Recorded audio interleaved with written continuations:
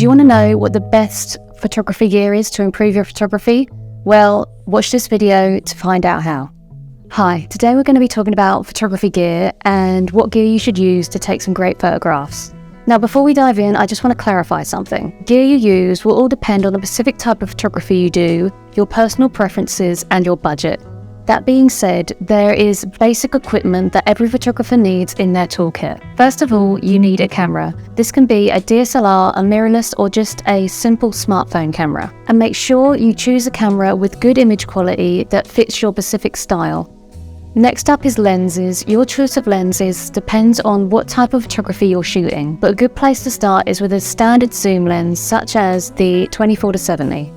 But if you're into portraits, a good standard prime lens with a good wide aperture is a good start, like the 50mm 1.8. A tripod is another essential piece of gear that you need, especially if you shoot landscapes, long exposure, or video.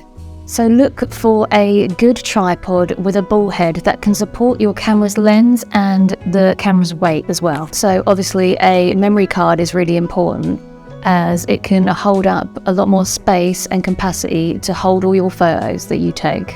I recommend having 2 memory cards, as if one gets full or corrupt, you can switch them out.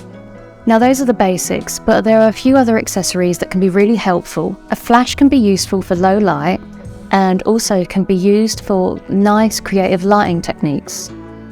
Also, a remote shutter release like this one here can come in handy for self-portraits or long exposure images. And there you have it, photography gear that can be used to take really great photos. Of course, there's plenty of other equipment out there, but these ones I share with you today is the essentials that every photographer needs in their toolkit.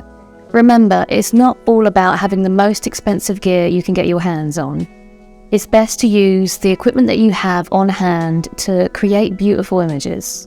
And if you want to learn how you can create beautiful double exposure images, click this video that's popping up here, and I'll see you in my next video.